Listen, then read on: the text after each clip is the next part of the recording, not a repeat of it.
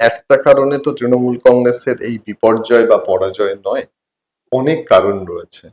শুধুমাত্র একটা দলের নিজেদের বিরোধ, সেটার কারণে এই পরাজয় হতে পারে না।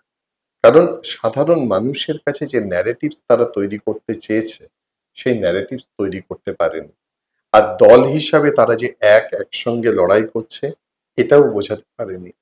বুঝতে পারেনি যে হঠাৎ করে এত মানুষ যাদেরকে ভরসা করেছে, তারা তাদের থেকে দূরে সরে যাবে।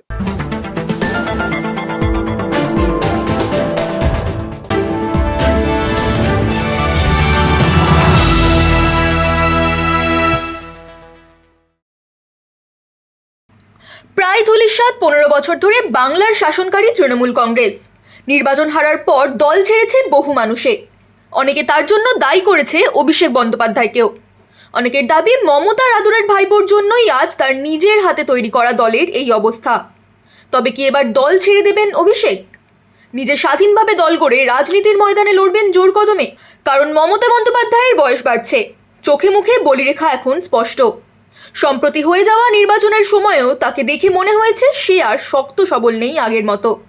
তবে কি মমতা ব্যানার্জি অভিষেকের সঙ্গে যুক্ত হবে নতুন দল গঠনে, নাকি পিসি ভাইপোর মধ্যে তৈরি হবে দূরত্ব? এই নিয়ে কথা বললেন রাজনৈতিক বিশ্লেষক বিশ্বজিৎ দাস।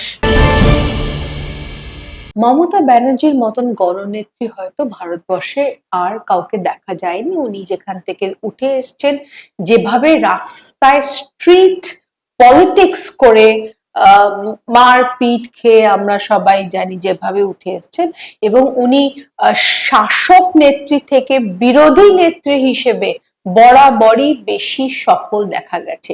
কিন্তু আজকের মমতা ব্যানার্জির ছবি বা চিত্রটা একদমই অন্যরকম। উনি যখন কথা বলছেন বা উনি যখন আজকে কোর্টে যাচ্ছেন, ওনাকে কমপ্লিটলি অন্য রকম ভাবে দেখা যাচ্ছে। এবং সবার মনে একটা প্রশ্ন আসছে, মমতা ব্যানার্জি কি কোনো অসুস্থতার মধ্যে দিয়ে যাচ্ছে, কোনো একটা কঠিন অসুস্থতার মধ্যে দিয়ে যাচ্ছে, যেটা ওনার মুখে, ওনার হাত পা, ওনার হাতে যখন উনি নমস্কার করছে সেটাও যদি আপনি ওনার হাতটা দেখেন, অনেক রিঙ্কলস। আমি আপনাকে জিজ্ঞেস করতে চাই, আপনার অনুমান কি মমতা ব্যানার্জি এখনো শক্তিশালী মানসিক এবং শারীরিক ভাবে আছে, নাকি উনি একটু অসুস্থ হয়ে পড়েছেন? বয়স এবং শরীর ওনাকে আর সেই বিরোধী নেত্রী হিসেবে হয়তো বাংলা দেখতে পারবে না। দেখুন, বিরোধী নেত্রী ছিলেন, জনগণ সঙ্গে ছিল, তাই তিনি বিরোধী নেত্রী ছিলেন। মমতা বন্দ্যোপাধ্যায় তো একটা আসন থেকে লড়াই করা শুরু করেছেন। কংগ্রেস ছেড়ে যখন লড়াই করছেন, তখনও কিন্তু তিনি বিরোধী হিসাবে সঙ্গে মানুষজনকে পেয়েছেন। মমতা বন্দ্যোপাধ্যায় মাটি আঁকড়ে লড়াই করা একজন নেত্রী। তৃণমূল কংগ্রেস যারা একেবারে পুরনো তৃণমূল কংগ্রেস করে, তার পাশে ছিলেন তার সৈনিক, তারা মমতা বন্দ্যোপাধ্যায়কে দেখেই তৃণমূল কংগ্রেস রাজনীতিটা করতে এসেছিলেন। কিন্তু তার উত্তরাধিকার, সেটা কিন্তু খুব একটা গুরুত্বপূর্ণ তাদের কাছে ছিল না। দেখুন, এই সরকারটা আসার পরে তৃণমূল কংগ্রেসের কাছেও মানুষের অনেক প্রত্যাশা ছিল। কিন্তু সরকার আর সাধারণ মানুষ, বিষয়টা কেমন? সরকার পরিষেবা দেবে, সাধারণ মানুষ তার পরিষেবা পাবে। মাঝখানে মধ্যস্বত্বভোগী বা মিডিয়েটার একটা গ্রুপের জন্ম হল। সে কখনো রাজনৈতিক নেতৃত্ব, কখনো সে দালালি করছে, কখনো প্রশাসনের কেউ আছেন।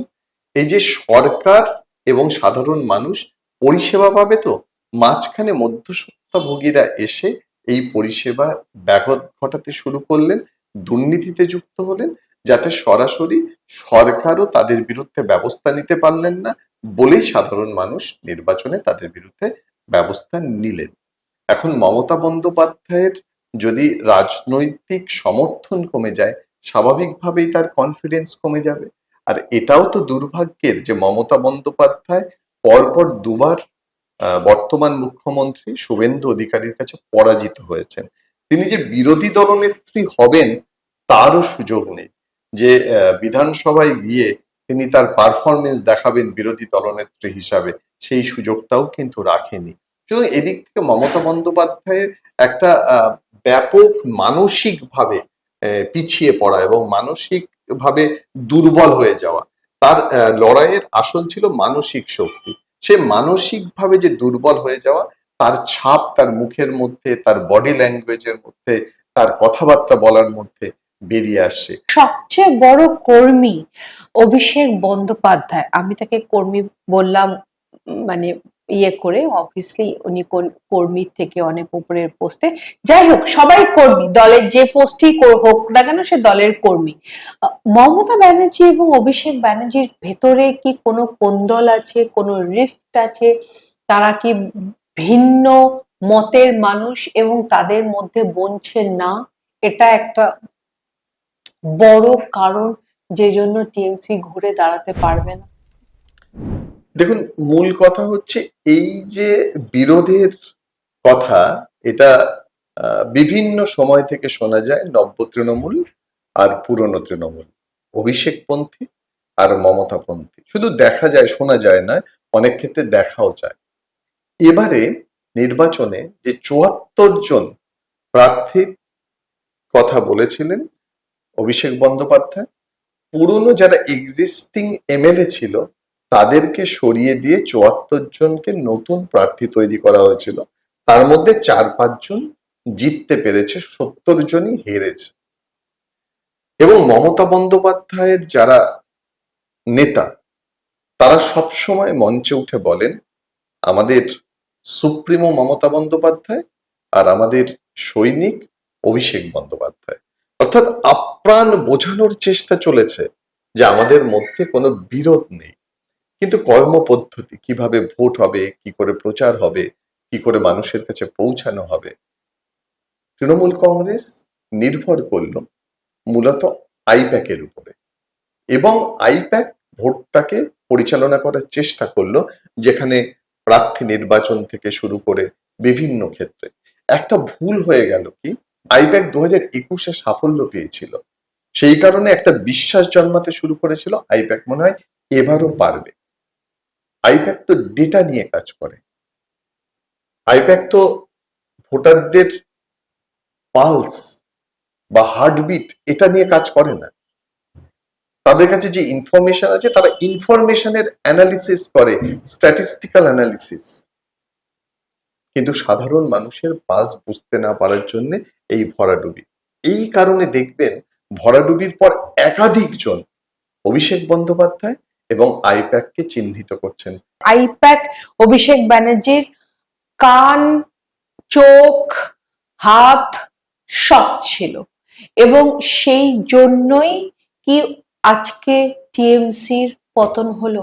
অভিষেক বন্দ্যোপাধ্যায়, এটাও বলা যাচ্ছে যে অভিষেক বন্দ্যোপাধ্যায় ভেতরের খবর হচ্ছে, রাজনীতির অন্দরমহলের খবর, অভিষেক বন্দ্যোপাধ্যায় কমপ্লিটলি মমতা ব্যানার্জির হাত থেকে বেরিয়ে গেছে। এই দুটো কারণের জন্যই কি আজকে টিএমসি পতন হলো? দেখুন, অনেকগুলো কারণ। একটা কারণে তো তৃণমূল কংগ্রেসের এই বিপর্যয় বা পরাজয় নয়, অনেক কারণ রয়েছে। শুধুমাত্র একটা দলের নিজেদের বিরোধ, সেটার কারণে এই পরাজয় হতে পারে না। কারণ সাধারণ মানুষের কাছে যে ন্যারেটিভস তারা তৈরি করতে চেয়েছে, সেই ন্যারেটিভস তৈরি করতে পারেনি। আর দল হিসাবে তারা যে একসঙ্গে লড়াই করছে, এটাও বোঝাতে পারেনি। বুঝতে পারেনি যে হঠাৎ করে এত মানুষ যাদেরকে ভরসা করেছে, তারা তাদের থেকে দূরে সরে যাবে। বিভিন্নভাবে এদের ব্যর্থতা। এক হচ্ছে, দেখুন একটা কথা বলতেই হবে, দীর্ঘদিন ধরে যদি ধর্মীয় প্রশ্রয় দেওয়া হয় কোনো নির্দিষ্ট ধর্মের মানুষকে, তাহলে মানে অন্য ধর্মের যারা মানুষ রয়েছে তাদের মধ্যে একটা বিরূপ মানসিকতা তৈরি হয়। কারণ আমরা তো ধর্মনিরপেক্ষতা মানে বুঝি সব ধর্মের ক্ষেত্রে, কিন্তু আমি একটা ধর্মকে গুরুত্ব দেব আর একটা ধর্মকে গুরুত্ব দেব না, এটা হতে পারে না। কারণ দেখবেন যে এটা বলতে, অস্বীকার করতে কোনো অসুবিধা নেই যে পশ্চিমবঙ্গের ভোটেও কিন্তু এই ধর্মীয় মেরুকরণটা গুরুত্বপূর্ণ বিষয় হয়ে উঠেছে। শুধু ধর্মীয় মেরুকরণে এই ফলাফল হতে পারে না, অন্যান্য কারণও আছে, কিন্তু ধর্মীয় মেরুকরণ one of the important cause. Biswajit, last কয়েক বছর আমরা দেখেছি অভিষেক ব্যানার্জিকে কোটি কোটি টাকা খরচা, উনি কোনো মিছিলে যাওয়া মানে জনসভা করা মানে কোটি কোটি টাকা খরচা করা, বিশাল ম্যাসিভ কনভয়, গাড়ির ওপর উঠে আহ ফুল ছড়ানো, হ্যাঁ, we saw a glamorous show of জনসভা যাকে বলে। সেখান থেকে কাট টু কাল আপনি যদি দেখেন যে লাস্ট 7-10 দিনে আমরা কিছু ছবি দেখেছি যেখানে একটা বেঞ্চের ওপর বসে অভিষেক ব্যানার্জি ভারে চা খাচ্ছে একটা লোকের সাথে বসে, আরেকটা জায়গায় দেখেছি একটা বাচ্চা মেয়েকে কোলে তুলে আদর করেছে, আরেকটা জায়গায় দেখেছি একটা বয়স্ক মহিলাকে জড়িয়ে ধরেছে। এটা কি স্ট্র্যাটেজি করে? এবার উনি কি বুঝতে পারছেন কোথাও যে মাটির সাথে এই যে সম্পর্কটা ছিন্ন হয়ে গেছে, এই সম্পর্কটা এখন গড়তে হবে? দেখুন, মা মাটি মানুষ যে দলের কথা বলে, কিন্তু মাটির সঙ্গে দিনের পর দিন দূরত্ব বাড়ছিল মানুষের সঙ্গে। কারণ মানুষের প্রত্যাশা অনেক ছিল, যে কোনো সরকারের কাছে যেমন থাকে সাধারণ মানুষ, তাদের তো প্রত্যাশা দিনের পর দিন বাড়ে, কিন্তু সরকারের সাধ্য তো কম। তার মানে কম সাধ্যে সেই প্রত্যাশা পূরণ করা সবসময় সম্ভব নয়। এই দুটোর মধ্যে একটা ফাঁক থাকে। আমরা দেখেছি যে তৃণমূল কংগ্রেস এই 15 বছরে এই যে ফাঁকটা অনেকটা বাড়িয়ে ফেলেছে।